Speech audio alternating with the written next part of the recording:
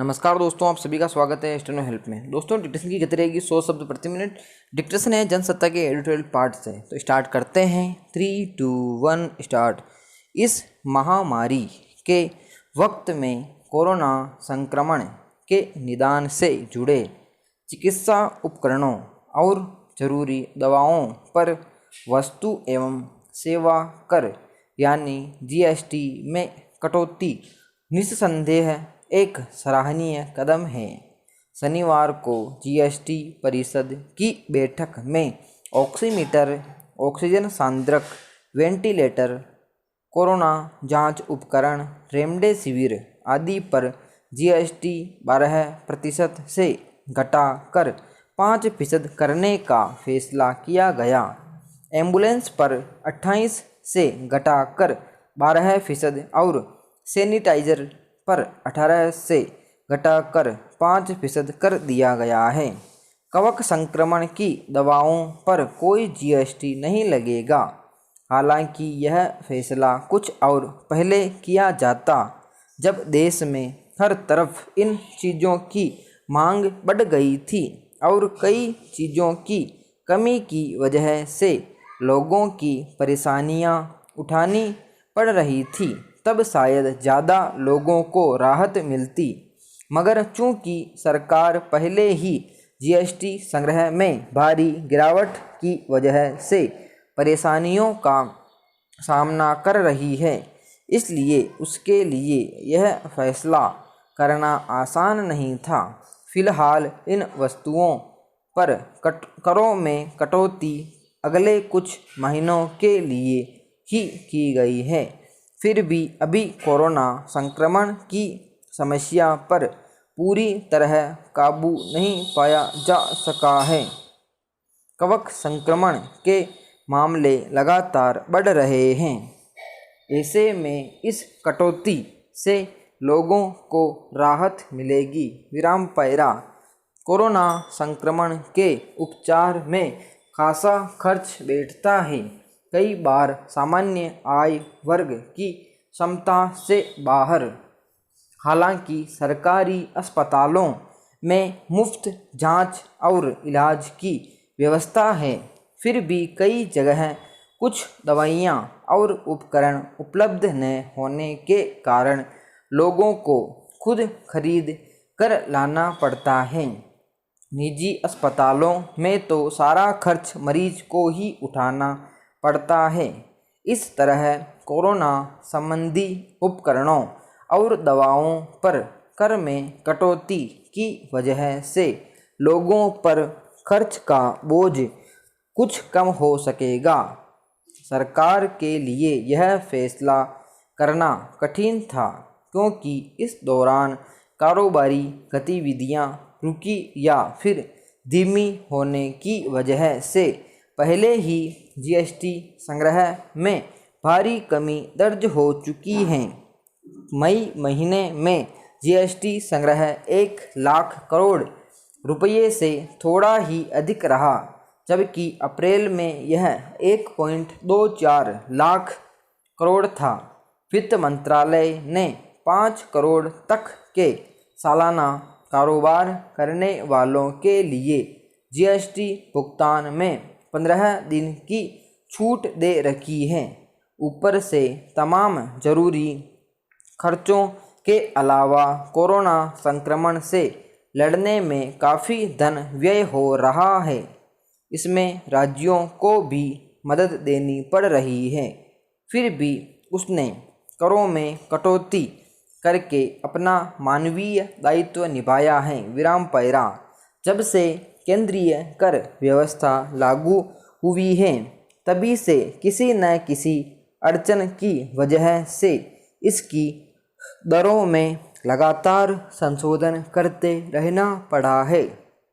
कायदे से 3 सालों के बाद इन करों में स्तर ठहराव आ जाना चाहिए था। सैद्धांतिक तौर पर माना गया था कि करों में स्थायित्व आने के बाद उन करों में कटौती होनी शुरू हो जाएगी जिनकी दरें अधिक हैं, मगर ऐसा नहीं हो पाया है। उपभोक्ता ज़रूरतों से जुड़ी वस्तुओं पर करों को नीचे रखा गया था, पर विलासिता की वस्तुओं पर दरें ऊंची रखी गई थी।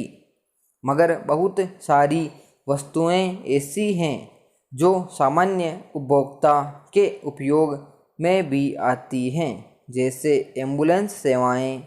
उन पर भी जीएसटी 28% थी, अब वह घट कर 12 हुई है। जीएसटी अगर अपने मकसद में कामयाब हो जाता तो शायद सरकार को बार बार ऐसे फैसलों में हिचक नहीं होती। विराम पैरा।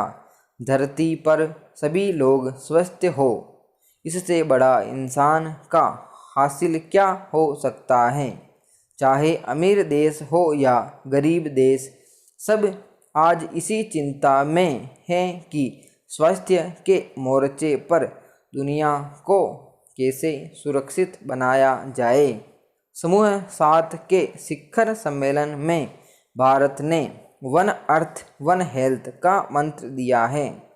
भले पूरे विश्व समूह ने नहीं, लेकिन जर्मनी की चांसलर अंजेला मर्केल ने इस नारे जोरदार समर्थन किया। वीडियो कॉन्फ्रेंसिंग के जरिए सम्मेलन को संबोधित करते हुए प्रधानमंत्री नरेंद्र मोदी ने साफ कहा कि आज दुनिया की पहली ज़रूरत धरती के हर नागरिक के लिए एक जैसे स्वास्थ्य की है, और यह तभी संभव हो पाएगा जब हर जगह स्वास्थ्य सुविधाएं भी एक जैसी हो। लेकिन अभी देखें तो हालात एकदम उलट हैं। आधी से ज़्यादा दुनिया गरीबी की मार झेल रही है। इससे तो कोई इनकार नहीं करेगा कि स्वास्थ्य, कुपोषण, भूखमरी जैसे संकट गरीबी की ही देन है।